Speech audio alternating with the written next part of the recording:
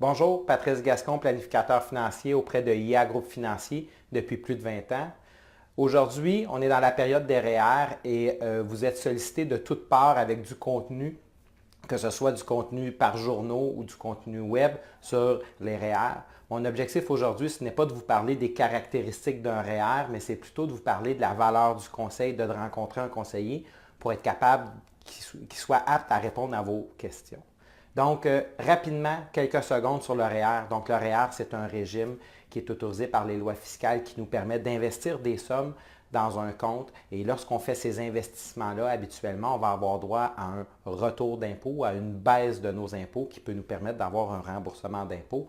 Le rendement est non imposable et la fonction du REER principal, c'est de pouvoir accumuler de l'argent pour notre retraite. On peut des fois retirer des sommes pour le REER, du REER pour différentes situations, un RAP, un retour aux études, ou ça peut être utilisé comme fonds d'urgence, mais avec quelques conséquences. Ce que je veux vous parler aujourd'hui, c'est vraiment au niveau des questions fréquentes qu'on a eues sur Instagram et Facebook dans les derniers mois sur le REER. Donc, une personne me demande, Patrice, c'est quoi l'impact d'investir dans un REER au niveau de mon retour d'impôt? Cette question-là est excessivement complexe à répondre parce que souvent les gens sont à la recherche d'une réponse déjà toute faite, rapide, simple, un peu comme un trio dans un restaurant de restauration rapide. Dans des situations comme ça, lorsqu'on me pose cette question-là sur le retour d'impôt, il faut que je sois capable de savoir c'est quoi la situation des gens. Il faut savoir qu'au Canada et au Québec, le revenu net familial est souvent un déclencheur pour obtenir des allocations familiales plus élevées pour une famille, à obtenir des crédits d'impôt. Donc, des fois, pour une famille, que d'investir dans un REER, ce que ça peut permettre de faire, c'est que ça peut nous permettre d'avoir un retour d'impôt de 30, 40, 50 selon le revenu imposable de la famille. Mais en plus, ça pourrait peut-être nous permettre de bonifier des allocations familiales, réduire des cotisations aux services de garde ou obtenir des crédits d'impôt. Donc, dans certaines situations, qui est publié sur un site de la CQFF, le Centre québécois de fiscalité, on découvre que dans différentes situations des ménages québécois, une cotisation REER peut donner un retour d'impôt direct de 30 et avoir des retours d'impôt indirects qui peuvent amener ça jusqu'à 50, 60 ou 80 Donc, l'importance de rencontrer un conseiller lorsqu'on veut cotiser un REER pour définir c'est quoi l'impact sur un retour d'impôt, ça va être en fonction de votre situation. Est-ce que c'est plus avantageux d'investir dans un REER ou d'investir dans un CELI? Et ça, c'est un débat qui fait rage où il y a beaucoup d'articles qui sont publiés à ce niveau-là.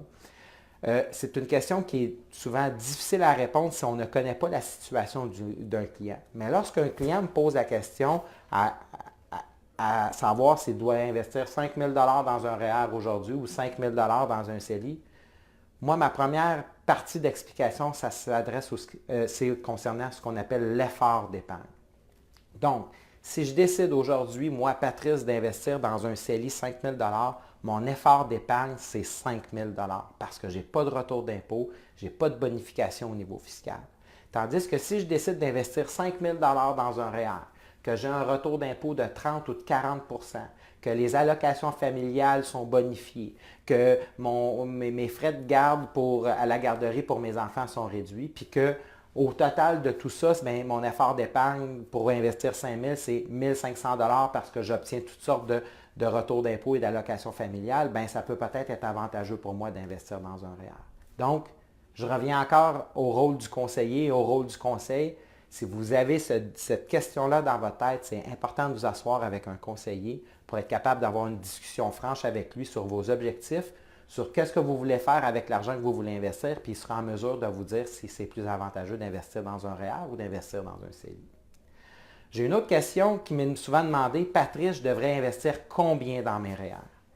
C'est sûr et certain que si j'ai une personne qui s'appelle Micheline, qui a 52 ans, qui me pose cette question-là, j'ai un travail à faire, moi, à titre de planificateur financier, c'est de lui dire à quel âge tu veux prendre ta retraite, tu as combien actuellement d'épargné, parce que souvent, on est dans ce qu'on appelle le dernier sprint vers la retraite. Micheline, elle a 52 ans. Donc, le montant qu'elle doit investir dans son REER va être beaucoup en fonction de ce qu'elle a le goût d'avoir comme retraite, ses besoins à la retraite, et ça demande des calculs et une planification qui est plus exhaustive.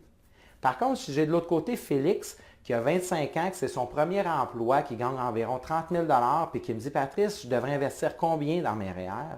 On peut utiliser une règle du pouce qui est 10 du revenu que l'on génère, donc d'investir 3 000 Ce n'est pas précis, mais c'est souvent une première bonne base pour être capable de développer un réflexe d'épargne.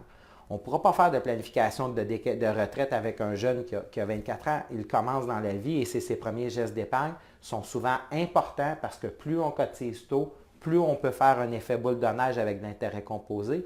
Et la règle du 10 est peut-être une bonne règle à prendre. En conclusion, souvent les gens, lorsqu'on parle de REER, de CELI, ils sont à la recherche d'un diagnostic rapide, un peu comme s'ils arriveraient chez le docteur et disaient « Monsieur le docteur, j'ai mal à la tête, prescrivez-moi un médicament, puis je ne veux pas faire de diagnostic », mais ce n'est pas une bonne chose à faire.